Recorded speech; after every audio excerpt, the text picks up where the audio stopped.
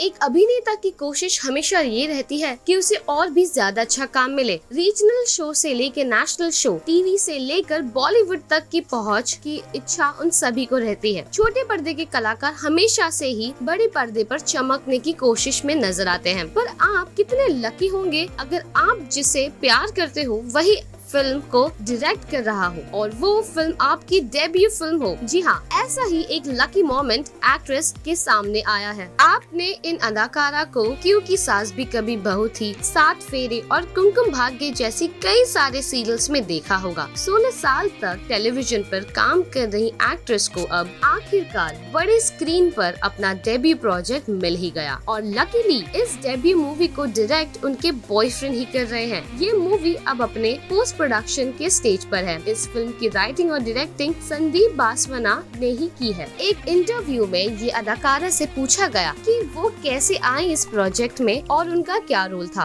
उन्होंने ये कहा कि वो फिल्म में असिस्ट करने वाली थी संदीप को, मगर रोल के लिए उन्हें कोई सही एक्ट्रेस नहीं मिली।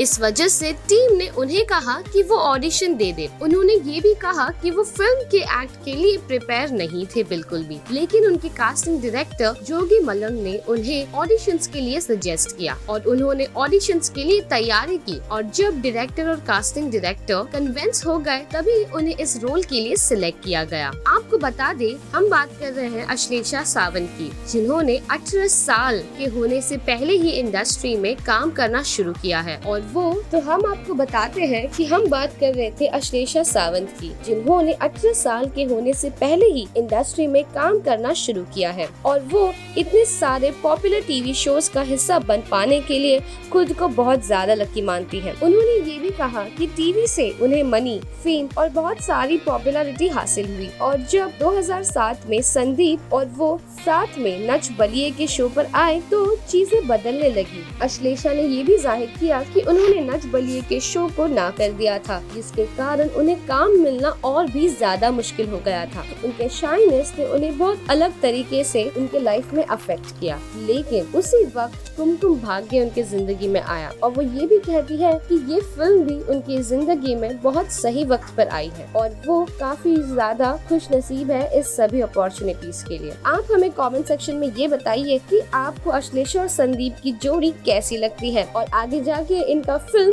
क्या रंग लाएगा। हम आपको और भी अपडेट्स देते रहेंगे। आगे के लिए फॉलो करते रहिए टेलीचक्कर।